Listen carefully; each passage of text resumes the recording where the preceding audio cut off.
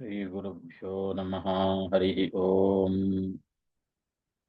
जन्माद्यस्य यतोऽन्वयादितरतश्चार्थेष्वभिघ्नस्वराट् तेने ब्रह्महृदायादिकवये मुह्यन्ति यं सूरयः। तेजो वारिमृदां यथा विनिमयो यत्र त्रिसर्गो वृषा धाम्ना स्वेन सदा निरस्तकुहकं सत्यं परं धीमहि। तपस्वाध्यायशुश्रूषा कृष्णपूजारतं मुनिं विश्वेशमिष्टदं वन्दे परिव्राट् चक्रवर्तिनम्।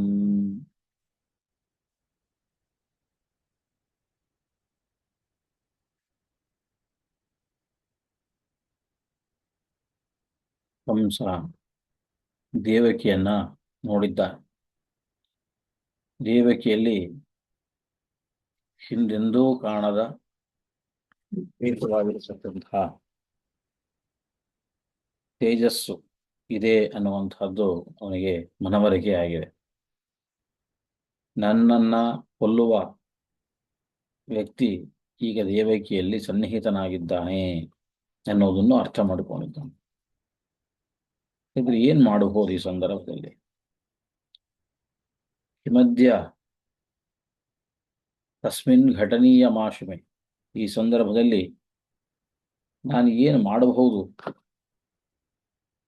ಅಂತ ವಿಚಾರವನ್ನ ಮಾಡ್ತಾ ಇದ್ದ. ಕೊಲ್ಲೋದು ಬಹಳ ಯೋಗ್ಯವಾದ ಕೆಲಸ, ಆದರೆ ಇದರ ತಾನು ಉಳ್ಕೋತಾನೆ. ಈಗಲೇ ಕೊಂದುಬಿಟ್ರೆ ಆ ಮುಂದೆ ಗರ್ಭದಿಂದ ಹೊರಗೆ ಬರುವ ಮಗುವಿನಿಂದ ತಾನು ಸಾಯುವುದಿಲ್ಲ. ಆದರೆ ಕೊಲ್ಲೋದು ಎಷ್ಟರ ಮಟ್ಟಕ್ಕೆ ಸರಿ? ಸ್ತ್ರೀಯ ಸ್ವಸುಹು ಗುರುಮತ್ಯಾ, ಮೊದಲೊಂದು ಹೆಣ್ಣು, ಎರಡನೇದ್ದು ತನ್ನ ತಂಗಿ, ಮೂರನೇದ್ದು ಗರ್ಭಿಣಿ. ಹೀಗೆ ಒಂದೊಂದು ವಿಚಾರ ಮಾಡಿದಾಗ ಈ ಕಡೆ ಕೀರ್ತಿ, ಸಂಪತ್ತು, ಎಲ್ಲವನ್ನು, ಆಯುಷ್ಯ ಎಲ್ಲವನ್ನೂ ಹಾಳು ಮಾಡುವಂತಹ ಕೆಲಸ ಅಂತ ಅನಿಸ್ತಾ ಇದೆ ಅಂತ ವಿಚಾರವನ್ನ ಮಾಡ್ತಾ ಇದ್ದಾನೆ. ಅವನು ಏನು ವಿಚಾರ ಮಾಡಿದ ಅನ್ನೋದನ್ನ ಮುಂದಿನ ಶ್ಲೋಕದಲ್ಲಿಯೇನೆ ಮತ್ತೆ ಹೇಳ್ತಾ ಇದ್ದ. ಸ ಏಷ ಜೀವನ್ ಖಲು ಸಂಪರೇತೋ स एष जीवन् खलु सम्परेतो ವರ್ತೇತ ಯೋತ್ಯಂತ ನೃಶಂಸಿತೇನ वर्तेतयो अत्यन्त नृशंसितेन ದೇಹೇ ಮೃತೆ ತಮನುಹ್ಯರ್ಥಕಾಮೋ देहे मृते तमनुह्यर्थकामौ ಯಶೋಮಲಂ ಗೌರಭಿಮಾನಿನೋ ಧ್ರುವಂ. यशोमलं गौरभिमानिनो ध्रुवम्. ಸಂಸ್ಕೃತದಲ್ಲಿ ಒಂದು ಮಾತು, ಪಾಪಿ ಚಿರಾಯು. ಯಾರು ಪಾಪವನ್ನ ಮಾಡಿರ್ತಾನೋ ಅವನು ಬಹಳ ವರ್ಷ ಬದುಕ್ತಾನೆ, ಬಹಳ ಕಾಲ ಬದುಕ್ತಾನೆ. ಇವನು ಏನು ಯೋಚನೆ ಮಾಡ್ತಿದ್ದಾನೆ? ನನ್ನ ಸಾವು ಬರುತ್ತೆ. ಯಾಕೆಪ್ಪ ಯೋಚನೆ ಮಾಡ್ತೀಯಾ? ಪಾಪಿ ಚಿರಾಯು ಅಂತಿರೋದ್ರಿಂದಾಗಿ ನಿನ್ಗೆ ಮರಣ ಇಲ್ಲ, ಆದ್ರಿಂದ ಯೋಚನೆ ಮಾಡಬೇಡ ಅಲ್ವಾ? ಸತಿಧರ್ಮರಂತೂ ಪಾಪಿ ಚಿರಾಯು ಇತ್ಯಾದ್ಯುಕ್ತೆ ಕಿಂ ಆಯುರ್ಯಾತಿ ಕಿಂ ಆಯು ಯಾತೀತಿ ಯಾಸಿ ಚಿಂತ ಶಂಸ ಕಂಸ ಅಂತ. ಆಯುಸ್ಸು ಕಳೆದು ಹೋಗ್ಬಿಡುತ್ತೆ ನಂದು ಅಂತ ಏನಾದ್ರು ಚಿಂತೆ ಮಾಡ್ತಾ ಇದೆಯೋ? ಕಂಸ ಶಂಸ ಅಂತ, ಶಂಸ ಅಂದ್ರೆ ಹೇಳು ಅಂತ, ಹಿಂಗೆ ಪೂರ್ವಪಕ್ಷ ಮಾಡಿಕೊಂಡು ಅದಕ್ಕೆ ಉತ್ತರ ಈ ಶ್ಲೋಕದಲ್ಲಿದೆ. ಅಂತೂ ಈ ಮಾತಂತೂ ಇದೆ, ಲೋಕದಲ್ಲಿ ಈ ಮಾತಂತೂ ಇದೆ.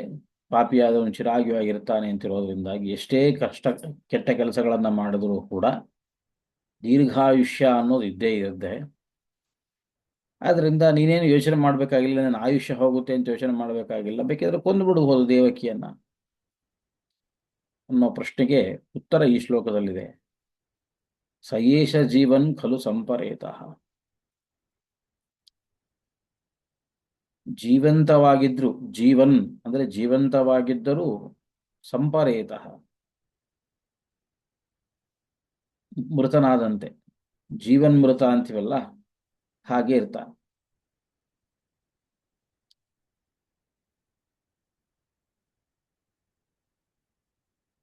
ಯಾರು ಕೆಟ್ಟ ಕೆಲಸವನ್ನ ಮಾಡ್ತಾನೋ ಅಂಥವನು ಜೀವನ್ ಸಂಪರೇತ, ಬದುಕಿದ್ದು ಕೂಡ ಸತ್ತಂತೆ ಲೆಕ್ಕ.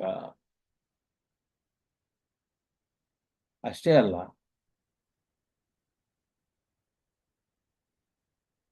ಅವನು ಮರಣ ಹೊಂದಿದರೆ ಜೊತೆಗೆ ಅವನಿಗೆ ಪುರುಷಾರ್ಥ ಹಾನಿಯೂ ಕೂಡ ಇದರಿಂದ ಇದೆ. ಅಭಿಮಾನಿನಃ ದೇಹೇ ಅನು ಅರ್ಥಕಾಮೋ, ದೇಹೇ ಮೃತೆ ಅಂದರೆ ದೇಹ ನಾಶ ಹೊಂದಿದ ಮೇಲೆ ಅರ್ಥಕಾಮವು ನಶ್ಯತಃ, ಅರ್ಥಕಾಮಗಳಿಗೂ ಕೂಡ ತೊಂದರೆ ಆಗುತ್ತೆ. ದೇಹ ಇದ್ದರೆ ದೇಹದಿಂದ ಅರ್ಥ ಸಂಪಾದನೆ ಮಾಡಬಹುದು, ದುಡ್ಡು ಸಂಪಾದನೆ ಮಾಡಬಹುದು. ದೇಹ ಇದ್ದರೆ ದೇಹದಿಂದ ಯಥೇಚ್ಛವಾದ ಭೋಗಗಳನ್ನು ಕೂಡ ತಾನು ಅನುಭವಿಸ್ಬೋದು. ಯಾವಾಗ ದೇಹವೇ ಹೋಗ್ಬಿಡುತ್ತೋ ಆವಾಗ ಅರ್ಥಕಾಮಗಳನ್ನು ಕೂಡ ಸಂಪಾದನೆ ಮಾಡ್ಕೊಳ್ಳಿಕ್ಕಾಗೋದಿಲ್ಲ. ಯಾವಾಗ ಅರ್ಥ ಇಲ್ಲ ಆವಾಗ ಧರ್ಮವನ್ನು ಕೂಡ ಮಾಡಲಿಕ್ಕಾಗೋದಿಲ್ಲ ಅನ್ನೋದು ಹಿ ಅನ್ನುವಂತಹ ಶಬ್ದದಿಂದ ಅದು ಸೂಚನೆ ಮಾಡ್ತಾರೆ. ಅರ್ಥ ಇದ್ದರೆ, ಮನುಷ್ಯನಲ್ಲಿ ಸಂಪತ್ತಿದ್ರೆ ಏನಾದರೂ ಧರ್ಮ ಸಾಧನೆ ಮಾಡುತ್ತೆ, ಅಥವಾ ದೇಹ ಇದ್ರೂ ಧರ್ಮ ಸಾಧನೆ ಮಾಡಲಿಕ್ಕೆ ಸಾಧ್ಯ.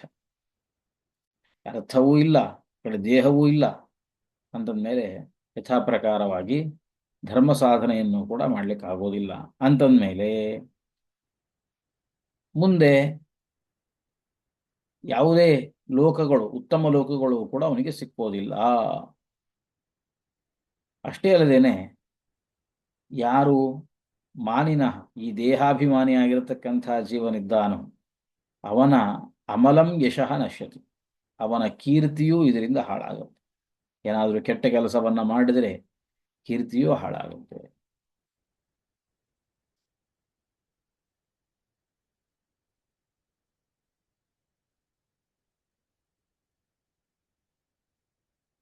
ಅಲ್ಲ, ಇಷ್ಟು ವಿಚಾರ ಮಾಡ್ತಾನ ಕಂಸ, ಏನೆಲ್ಲ ವಿಚಾರ ಮಾಡ್ತಿದ್ದಾನೆ. ದೇವಕಿಯನ್ನ ಈ ಸಂದರ್ಭದಲ್ಲಿ ನಾನು ಕೊಲ್ಲಬಾರದು, ಅಕಸ್ಮಾತ್ ಕೊಂದ್ರೆ, ಆ ಕೆಟ್ಟ ಕೆಲಸವನ್ನು ನಾನು ಮಾಡಿದರೆ ಅಂಥವನು ಜೀವನ್ ಸಂಪರೇತಃ, ಬದುಕಿದ್ದು ಸತ್ತಂತೆ ಲೆಕ್ಕ ಆಗುತ್ತೆ. ಯಾವುದರಿಂದ? ಇಂತಹ ಅತ್ಯಂತ ನೃಶಂಸಿತೇನ, ಇಂತಹ ಕೆಟ್ಟ ಕೆಲಸವನ್ನ ಮಾಡೋದ್ರಿಂದಾಗಿ ಮನುಷ್ಯ ಜೀವಂತವಾಗಿದ್ದರೂ ಕೂಡ ಸತ್ತಂತಾಗುತ್ತೆ. ಹೋಗ್ಲಿ, ಸತ್ಯ ಯಾವತ್ತೋ ಒಂದು ದಿವಸ ಸಾಯ್ಲೇಬೇಕಲ್ಲ. ಸತ್ತ ಮೇಲೆ ಅವನಿಗೇನು ಅರ್ಥ ಕಾಮಗಳ ಸಾಧನೆನೂ ಇಲ್ಲ, ಈ ಕಡೆ ಕೀರ್ತಿಯೂ ಹೋಗ್ಬಿಡುತ್ತು. ಗೌಹು ಅಂತ ಒಂದು ಶಬ್ದ ಇದೆ ಅಲ್ಲಿ, ಗೌಹು ಅಂತ ಒಂದು ಶಬ್ದ. ಅವನು ಗೌಹು ಅಂತಂದ್ರೆ ಪಶು ಸಮಾನನಾಗಿಬಿಡುತ್ತಾನೆ. ಅಥವಾ ಗೌಹು ಅನ್ನೋ ಶಬ್ದಕ್ಕೆ ಅನೇಕ ಅರ್ಥಗಳಿದೆ. ಗೌಹು ದೃಷ್ಟಿ, ದಿಧಿತಿ, ಸ್ವರ್ಗ, ವಜ್ರ, ಮೋಕ್ಷ, ರವಿ, ಮುನಿ ಅಂತ ಹೀಗೆಲ್ಲ ಅನೇಕ ಅರ್ಥಗಳಿದೆ. ಇದರಲ್ಲಿ ಒಂದು ಅರ್ಥ ಏನು ಅಂದರೆ ಸ್ವರ್ಗ. ಸ್ವರ್ಗ ಶಬ್ದದಿಂದ ಸಲ ಉತ್ತಮವಾದ ಲೋಕಗಳು ಅನ್ನುವಂಥದ್ದನ್ನು ನಾವು ಇಟ್ಕೊಳ್ಬಹುದು. ಇದರಿಂದ ಕೀರ್ತಿಯೂ ನಾಶ ಆಗುತ್ತೆ, ಸ್ವರ್ಗವು ಮೊದಲಾದ ಉತ್ತಮ ಲೋಕಗಳು ತಪ್ಪಿ ಹೋಗುತ್ತೆ. ಹೀಗೆಲ್ಲ ಅವನು ಯೋಚನೆ ಮಾಡ್ತಾ ಇದ್ದ. ಇದೆಲ್ಲ ಕಂಸ ಮಾಡ್ಲಿಕ್ಕೆ ಸಾಧ್ಯವೋ? ಅಂತಹ ದುಷ್ಟರಿಗೆ ಇಂಥದ್ದೆಲ್ಲ ಯೋಚನೆ ಬರುತ್ತೋ ಅಂತ ಕೇಳಿದ್ರೆ ಅದಕ್ಕೆ ಹೇಳ್ತಾ ಇದ್ದಾರೆ, ಇಲ್ಲ ಇಲ್ಲ, ಅವನಲ್ಲಿ ಈ ಎರಡು ಜೀವರ ಆವೇಶ ಇದೆ. ಒಂದೇ ದೇಹ, ಎರಡು ಜೀವರ ಆವೇಶ, ಜೀವದ್ವಯಾವೇಶ ಅಂತಿವೆ ಸಿದ್ಧಾಂತದಲ್ಲಿ. ಒಂದು ಕಾಲನೇಮಿ ಅನ್ನುವಂತಹ ಒಬ್ಬ ರಾಕ್ಷಸ, ಅದರ ಜೊತೆಗೆ ಭೃಗು ಋಷಿಯ ಆವೇಶ. ಇವೆರಡೂ ಇರೋದ್ರಿಂದ ಅವನಿಂದ ಏನಾದರೂ ಒಂದು ಒಳ್ಳೆಯ ಕೆಲಸ ನಡೆಯಿತು ಅಂತಂದರೆ ಈ ಥರ ಚಿಂತನೆಗಳು ಅದು ಸಚೇತನ ಒಳ್ಳೆ ಸಜ್ಜೀವರ ಆವೇಶ ಅಲ್ಲಿ ಇರೋದ್ರಿಂದಾಗಿ ಅವನು ಇದನ್ನು ಮಾಡ್ತಾನೆ, ಈ ಥರದ ಚಿಂತನೆಯನ್ನು ಮಾಡ್ತಾನೆ ಅಂತ ನಾವು ಅರ್ಥ ಮಾಡ್ಬೋದು.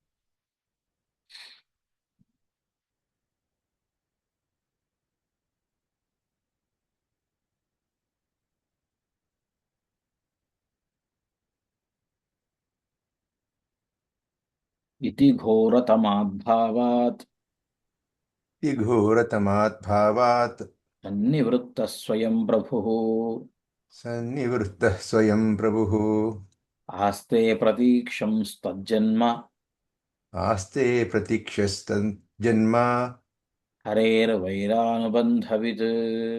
ಹರೇರ್ವೈರಾನುಬಂಧವಿತ್. ಈ ರೀತಿಯಲ್ಲಿ ಯೋಚನೆಯನ್ನ ಮಾಡಿ ಘೋರತಮಾತ್ ಭಾವಾತ್, ಘೋರ ಅತ್ಯಂತ ಘೋರವಾಗಿರತಕ್ಕಂತಹ ಭಾವ ಅಂದರೆ ಕೆಲಸ, ಆ ಕೆಲಸದಿಂದ ಅವನು ನಿವೃತ್ತನಾದ, ಅಲ್ಲಿ ಮಾಡೋದು ಬೇಡ ಅಂತ ತೀರ್ಮಾನ ಮಾಡ್ಕೊಂಡು ಬಿಟ್ಟ. ಸ್ವಯಂ ಪ್ರಭು ತಾನೇ ಇದನ್ನೆಲ್ಲ ಮಾಡಲಿಕ್ಕೆ ಸಮರ್ಥನಾಗಿದ್ದರೂ ಕೂಡ ಬೇಡ ಅಂತ ಬಿಟ್ಟ. ಆದರೆ ವೈರಾನುಬಂಧವಿತ್ತು, ಆ ಮುಂದೆ ಹುಟ್ಟತಕ್ಕಂತಹ ಮಗುವಿನ ಮೇಲೆ ಪ್ರತಿನಿತ್ಯ ವೈರವನ್ನ ಮಾಡ್ತಾ, ವೈರದ ಚಿಂತನೆಯನ್ನ ಮಾಡ್ತಾ, ದ್ವೇಷ ಭಾವವನ್ನು ಬೆಳೆಸ್ಕೊಂಡು ದ್ವೇಷ ಚಿಂತನೆಯನ್ನ ಮಾಡ್ತಾ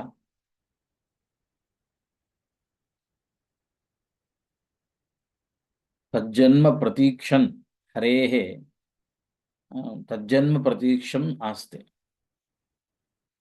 ಅವನ ಜನ್ಮವನ್ನ ಅವನ ಹುಟ್ಟಿ ಬರಲಿ ಅಂತ ಅವನ ಬಗ್ಗೆನೇ ವಿಚಾರ ಮಾಡ್ತಾ ಕೂತಿದ್ದ. ಪ್ರತಿ ದಿವಸ ಅವನ ಬಗ್ಗೆ ದ್ವೇಷ ಮಾಡೋದು, ಇದರಲ್ಲೇನೆ ಕಾಲವನ್ನು ಕಳೀತಾ ಇದ್ದಾನೆ.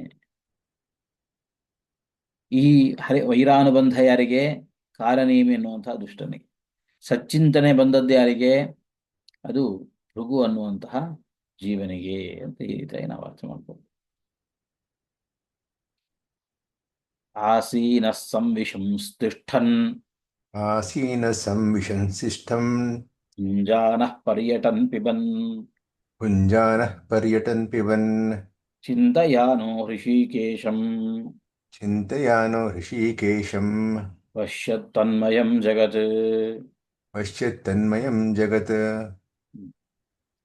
ಎಲ್ಲಿ ಕೂತರು ಎಲ್ಲಿ ನಿಂತರು ಅವನದ್ದೇ ಚಿಂತೆ. ಆಸೀನಃ ಕೂತಾಗಲೂ ಭಗವಂತನ ಚಿಂತೆ.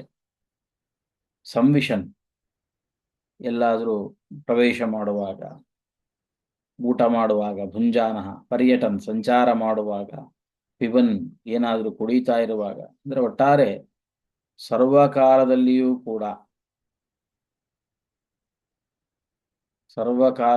ಕೂಡ ಅವನು ಭಗವಂತನನ್ನೇ ಚಿಂತನೆ ಮಾಡ್ತಾ ಇದ್ದ. ಇದು ವೈರದ ಚಿಂತನೆ, ಅವನ ಬಗ್ಗೆ ದ್ವೇಷದ ಚಿಂತನೆ. ಅದರಿಂದ ಇಡೀ ಪ್ರಪಂಚವನ್ನ ಕೃಷ್ಣಮಯವನ್ನಾಗಿ ಮಾಡಿಕೊಂಡು ನೋಡ್ತಾ ಇದ್ದಾನೆ. ಎಲ್ಲೆಲ್ಲಿ ಯಾವ ಯಾವ ಪದಾರ್ಥವನ್ನು ತಾನು ನೋಡ್ತಾ ಇದ್ದಾನೋ ಆ ಎಲ್ಲ ಪದಾರ್ಥಗಳಲ್ಲಿಯೂ ಕೂಡ ಕೃಷ್ಣನ ಚಿಂತೆ ಅವನಿಗೆ ಬರ್ತಾ ಇದೆ.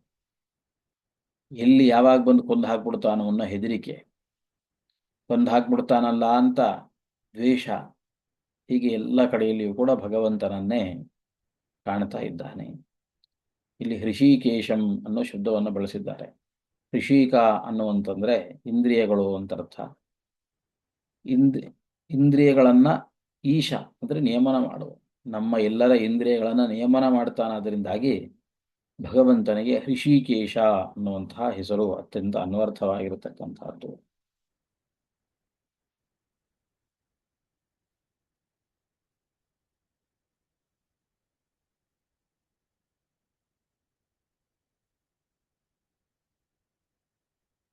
ಬ್ರಹ್ಮಾ ಭವಶ್ಚ ತತ್ರೈತ್ಯ ಬ್ರಹ್ಮಾ ಭವಶ್ಚ ತತ್ರೈತ್ಯ ಮುನಿಭಿರ್ನಾರದಾದಿಭಿಃ ಮುನಿಭಿರ್ನಾರದಾದಿಭಿಃ ದೇವೈಃ ಸಾನುಚರೈಃ ಸಾಕಂ ದೇವೈಃ ಸಾನುಚರೈಃ ಸಾಕಂ ಗೀರ್ಭಿರ್ವಿಷ್ಣುಮಥಾಸ್ತುವತ್ ಗೀರ್ಭಿರ್ವಿಷ್ಣುಮಥಾಸ್ತುವತ್.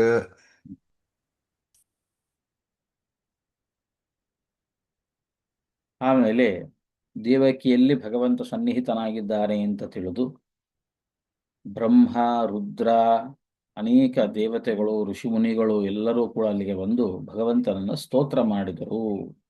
ದೇವಕಿಯಲ್ಲಿ ಸನ್ನಿಹಿತನಾದ ಭಗವಂತನನ್ನು ಸ್ತೋತ್ರ ಮಾಡಿದರು ಅಂತ ಹೇಳ್ತಾ ಇದ್ದಾರೆ.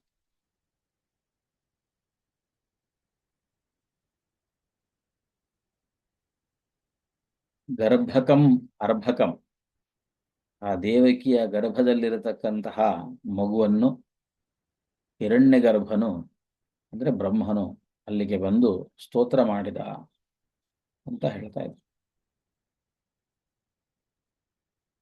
ಅಲ್ಲಿ ಬ್ರಹ್ಮ ಭವಶ್ಚ ತತ್ರೈತ್ಯ ಅಂತ ಪ್ರತ್ಯೇಕವಾಗಿ ಬ್ರಹ್ಮದೇವರು ಮತ್ತು ರುದ್ರದೇವರು ದೇವೈಹಿ ಸಾನುಚರೈ, ಅನುಚರರಿಂದ ಸಹಿತವಾಗಿರತಕ್ಕಂತಹ ದೇವತೆಗಳಿಂದ ಮತ್ತು ಋಷಿಗಳಿಂದಲೂ ನಾರದಾದಿಭಿಹಿ ಮುನಿಭಿಹಿ, ನಾರದರೇ ಮೊದಲಾಗಿರತಕ್ಕಂತಹ ಋಷಿಗಳಿಂದ ಸಾಕಂ ಕೂಡಿಕೊಂಡು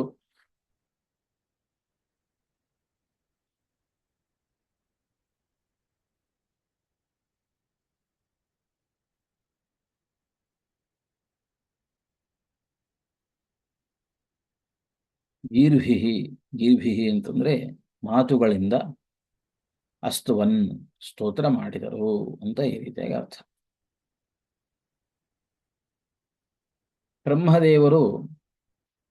ಬ್ರಹ್ಮದೇವರು ಮತ್ತು ರುದ್ರದೇವರು ಅಂತ ಸಪರೇಟ್ ಆಗಿ ತಗೊಂಡಿದ್ದಾರೆ. ಉಳಿದೆಲ್ಲ ದೇವತೆಗಳನ್ನ ಸಾಮೂಹಿಕವಾಗಿ ತಗೊಂಡಿದ್ದಾರೆ. ಇಲ್ಲಿ ದೇವೈ ಸಾನುಚರೈಹಿ ಅಂತ ಸಾಮೂಹಿಕವಾಗಿ ತಗೊಂಡಿದ್ದಾರೆ. ಏನು ಪ್ರತ್ಯೇಕ ಅಥವಾ ಬ್ರಹ್ಮದೇವರು ಎಲ್ಲ ದೇವತೆಗಳೊಂದಿಗೆ ಬಂದು ಅಂತ ಹೇಳಿದ್ರೆ ಆಗಿರೋದು. ಭವಶ್ಚ ಅಂತ ಪ್ರತ್ಯೇಕ ರುದ್ರದೇವರನ್ನು ಕೂಡ ತೆಗೆದುಕೊಂಡಿದ್ದಾರೆ. ಏನು ಇದರ ಉದ್ದೇಶ, ಏನು ಪ್ರತ್ಯೇಕ ಮಾಡಿದರ ಉದ್ದೇಶ ಏನು?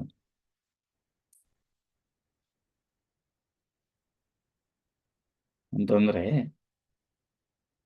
ಈಗ ಕಂಸನಲ್ಲಿ ಭೃಗುವಿನ ಆವೇಶ ಇದೆ.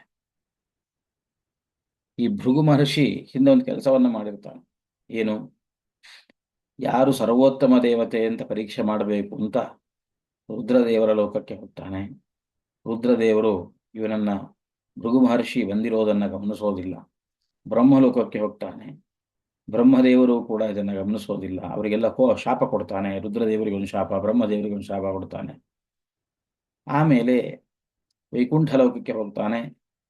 ವಿಷ್ಣುವು ಕೂಡ ಲಕ್ಷ್ಮೀ ಜೊತೆ ಕುಳಿತದ್ದನ್ನು ನೋಡಿ ಸಿಟ್ಟು ತಾಳಲಿಕ್ಕಾಗದೆ ಕೊನೆಗೆ ತನ್ನ ಕಾಲಿನಿಂದ ವಿಷ್ಣುವಿನ ವಕ್ಷಸ್ಥಳಕ್ಕೆ ಒದೀತಾನೆ ಅಂತ ಇದೆ ಕಥೆ. ಇಷ್ಟು ನಾವು ಕೇಳಿದ್ದೇವೆ. ಈಗ ಅದೇ ಭೃಗುವು ಇಲ್ಲಿ ಸನ್ನಿಹಿತನಾಗಿದ್ದ, ಎಲ್ಲಿ ಕಂಸನಲ್ಲಿದ್ದ. ಇವರು ಬರ್ತಿರೋದೆಲ್ಲಿಗೆ ಅಂತಂದ್ರೆ ಭಗವಂತನನ್ನ ಸ್ತೋತ್ರ ಮಾಡಲಿಕ್ಕೆ.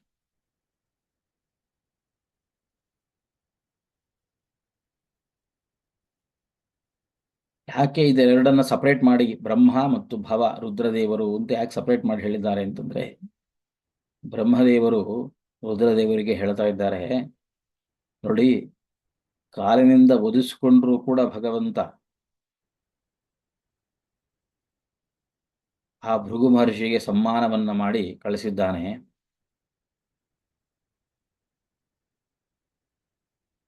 ಆಯ್ತಾ? ಅಂತಹ ಆ ಭೃಗು ಮಹರ್ಷಿ ಸಹವಾಸ, ಆ ಭೃಗು ಮಹರ್ಷಿ ಜೊತೆಗೆ ಭೃಗು ಮಹರ್ಷಿಯು ಈ ಕಾಲನೇಮಿಯ ಜೊತೆಗೆ ವಾಸ ಮಾಡ್ತಾ ಇದ್ದ. ಎಂತಹ ಭೃಗು ಮಹರ್ಷಿ? ವಿಷ್ಣುವಿನ ಎದೆಯ ಮೇಲೆ ಒದ್ರೂ ಅವನ ಶಾಪಕ್ಕೋ ಅವನ ಕೋಪಕ್ಕೋ ಗುರಿಯಾಗದೆ ವಾಪಸ್ಸು ಪುನಃ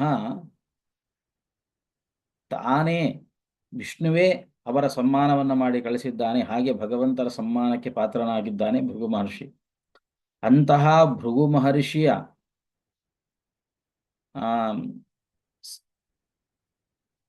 ಭೃಗು ಮಹರ್ಷಿಯು ಈ ಕಾಲನೇಮಿಯ ಜೊತೆಗಿರೋದ್ರಿಂದ ಏನಾದರೂ ಕಾಲನೇಮಿಯಲ್ಲಿ ಏನಾದರೂ ಬದಲಾವಣೆ ಬಂದಿರಬಹುದಾ, ನೋಡೋಣ ಬನ್ನಿ ಅಂತ ಬ್ರಹ್ಮದೇವರು ರುದ್ರದೇವರನ್ನ ಕರೆದುಕೊಂಡು ಬಂದಿದ್ದಾರೋ ಏನೋ.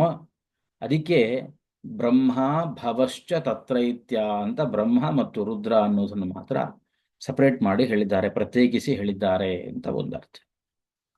ಇನ್ನೊಂದು ಬ್ರಹ್ಮಾಭವಶ್ಚ ಅಂತಂದರೆ, ಬ್ರಹ್ಮ ಅಂತ ಹೇಗೂ ದೀರ್ಘ ಇರೋದರಿಂದಾಗಿ ಪಕ್ಕದಲ್ಲಿ ಒಂದು ಅವಗ್ರಹ ಚಿಹ್ನೆಯನ್ನು ಬರೆದುಕೊಂಡ್ರೆ ಬ್ರಹ್ಮ ಅಭವಃ ಅಂತ. ಅಭವಃ ಅಂತಂದರೆ ಉತ್ಪತ್ತಿರಹಿತರಾಗಿರತಕ್ಕಂತಹ, ಭವ ಅಂದರೆ ಉತ್ಪತ್ತಿ, ಅಭವ ನವಿದ್ಯತೆ ಭವ ಯಶಸ್ಸಃ, ಉತ್ಪತ್ತಿ ಇಲ್ಲದೆ ಇರತಕ್ಕಂತಹ, ಅವತಾರ ಇಲ್ಲ ಅವರು. ಉಳಿದ ಎಲ್ಲ ದೇವತೆಗಳಿಗೂ ಕೂಡ ಅವತಾರ ಇದ್ರೂ ಕೂಡ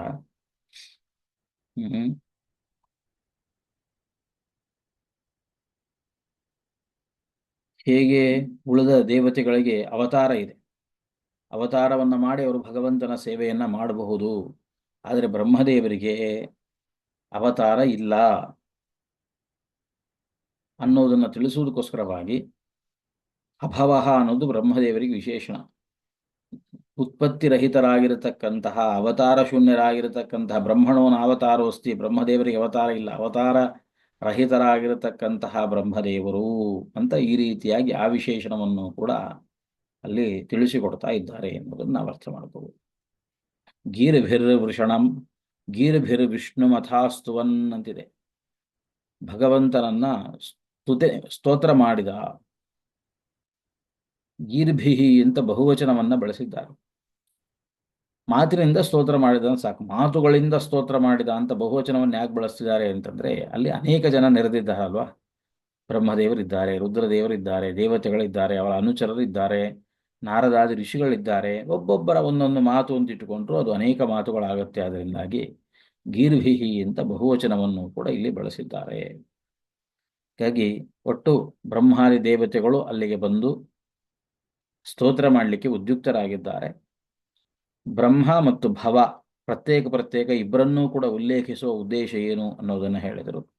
ಅಲ್ಲೇ ಬ್ರಹ್ಮ ಭವ ಅನ್ನೋದಕ್ಕೆ ಅವಗ್ರಹ ಚಿಹ್ನೆಯನ್ನು ಇಟ್ಟುಕೊಂಡ್ರೆ ಬ್ರಹ್ಮ ಅಭವ ಬ್ರಹ್ಮ ಅಂತ ವಿಶೇಷಣವಾಗುತ್ತೆ. ಅವತಾರ ರಹಿತರಾಗಿರತಕ್ಕಂತಹ ಬ್ರಹ್ಮದೇವರು ಅನ್ನೋದನ್ನ, ಬ್ರಹ್ಮದೇವರ ಒಂದು ವಿಶೇಷತೆಯನ್ನು ಈ ಸಂದರ್ಭದಲ್ಲಿ ನಮಗೆ ತಿಳಿಸಿಕೊಡ್ತಾ ಇದ್ದಾರೆ ಅಂತ. ಅವರು ಮುಂದೆ ಬಂದು ಏನು ಸ್ತೋತ್ರ ಮಾಡಿದರು ಅಂತ ಮುಂದೆ ಇದೆ, ಅದೇನು ಅನ್ನೋದನ್ನ ಮುಂದಿನ ತರಗತಿಯಲ್ಲಿ ನೋಡೋಣ. ಇಲ್ಲಿಗೆ ನಿಲ್ಲಿಸ್ಕೊಳ್ಳೋಣ. ಹರಯೇ ನಮಃ. ಶ್ರೀಕೃಷ್ಣ ಅರ್ಪಣಮಸ್ತು.